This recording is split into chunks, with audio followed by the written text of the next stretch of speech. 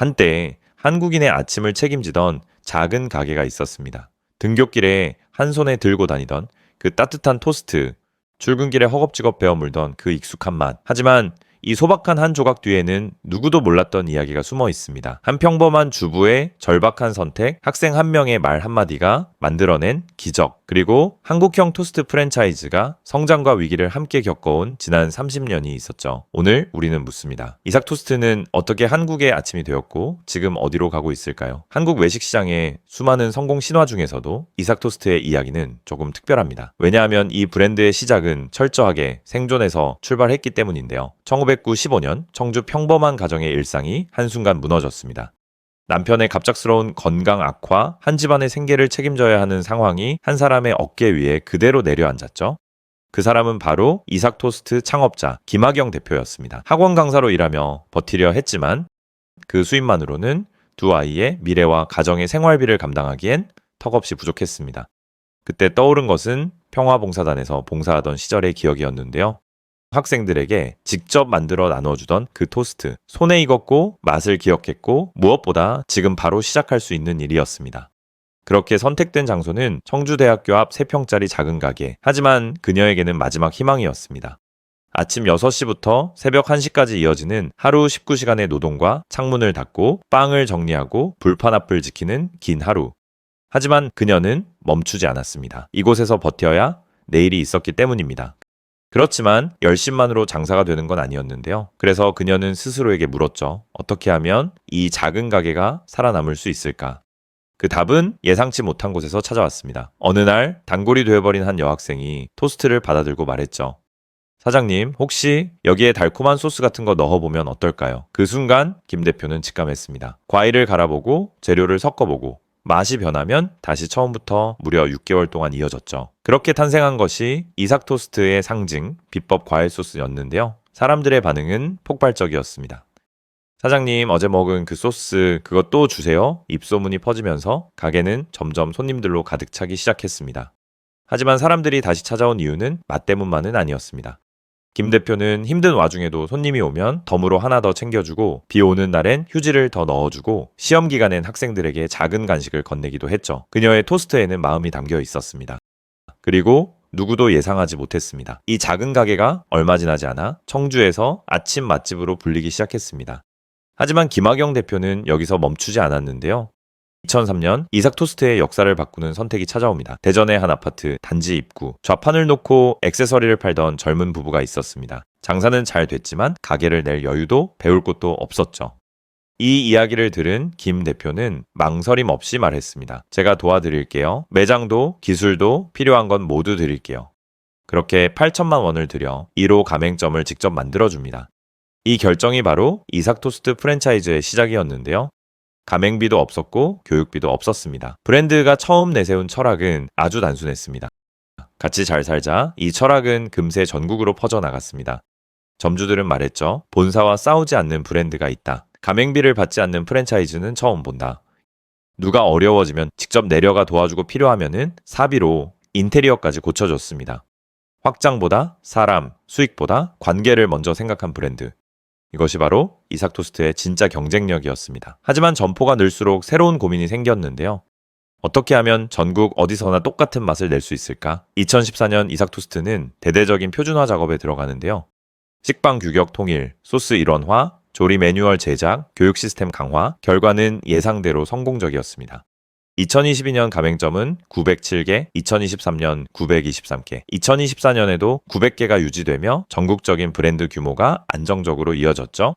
가맹점 평균 매출 역시 2024년 기준 약 2억 2천만 원, 평당 매출도 2,055만 원을 기록하며 프랜차이즈 업계에서도 매우 우수한 성적을 보여주고 있습니다.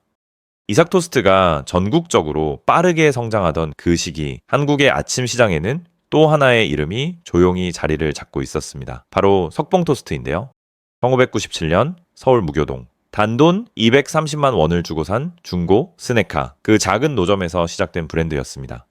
김석봉 대표는 조미료 대신 직접 손질한 신선한 채소를 사용했고 강한 맛보다 담백함을 선택했습니다. 아침마다 라디오 뉴스를 틀어주고 고급 티슈를 비치해두는 작은 배려들은 손님들에게 이곳만의 정성을 느끼게 했죠.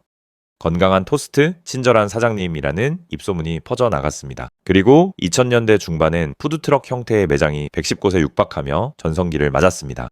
호주와 몽골까지 진출하며 한국식 토스트의 원조 감성을 가진 브랜드로 자리 잡았고요. 하지만 시간이 지나면서 석봉 토스트의 흐름은 점차 달라지는데요. 2022년 51개였던 매장은 2023년 49개, 2024년엔 37개로 감소했고 2025년엔 31개에 불과했죠.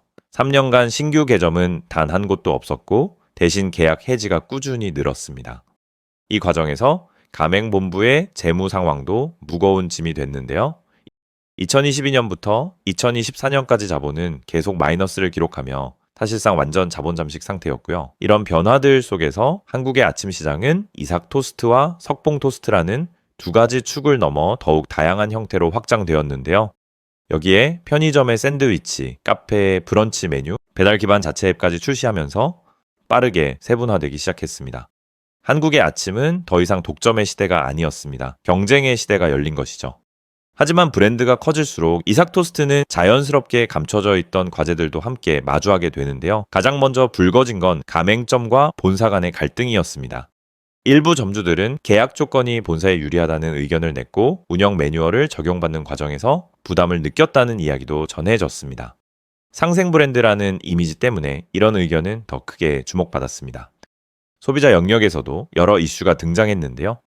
2020년을 전후로 이삭 토스트는 브랜드의 체질 개선을 시도하기 시작했는데요. 매장 디자인을 세련되게 정비하고 메뉴 가격도 평균 10% 정도 인상했습니다. 거기에 리코타 치즈, 트러플 소스 같은 프리미엄 메뉴가 추가됐죠. 하지만 이 변화는 기존 고객층의 이탈을 불러왔는데요. 이삭 토스트의 충성 고객은 저렴하고 빠르게 먹을 수 있는 토스트를 원했지만 가격이 오르자 굳이 이삭에서 먹을 이유가 없다는 반응이 늘어났죠. 반대로 프리미엄을 원하는 고객은 토스트 전문점에서 고급스러움을 기대하지 않았습니다. 결국 양쪽 모두를 만족시키지 못한 채 정체성 혼란에 빠지게 됩니다. 브랜드 확장 역시 쉽지 않았는데요. 2021년 새롭게 선보인 이삭버거는 치열한 버거 시장에서 충분한 차별점을 만들지 못했죠. 기대했던 성과에 미치지 못해 1년 반 만에 사업을 정리하게 됩니다. 이 과정은 토스트라는 메뉴 구조가 가진 낮은 객단가와 회전율의 한계를 다시 한번 드러낸 사례였습니다. 실제로 점포 변동도 그 한계를 보여주는데요. 2022년 계약 해지는 13건, 2023년 22건, 2024년엔 무려 41건으로 3년 동안 해지가 3배 이상 증가했습니다. 자, 성장과 함께 긍정적인 이야기도 많았지만 그만큼 해결해야 할 일들도 선명해졌죠. 하지만 놀라운 사실은 이 모든 논란과 구조적 한계에도 불구하고 2025년 현재 이삭 토스트는 여전히 한국 토스트 시장의 독보적 1위입니다. 지금도 전국에는 884개의 이삭 토스트 매장이 운영되고 있고요.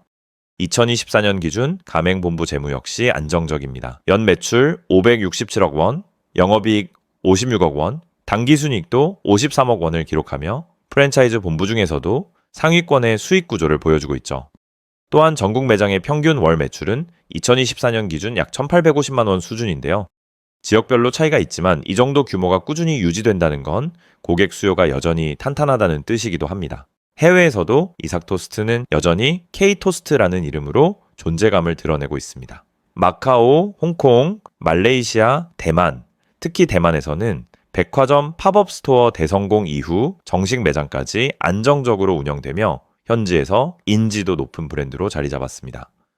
서울 명동점은 중국인 관광객들에게 한국에서 꼭 먹어야 할 토스트로 소개되며 계속해서 방문객들의 발길이 이어지고 있죠. 2025년엔 브리오슈 식빵을 새롭게 도입하며 메뉴 품질을 한 단계 끌어올리고 달콤한 디저트 토스트 신제품도 선보였습니다. 기존 고객층을 잃지 않으면서 새로운 수요를 끌어오기 위한 전략입니다.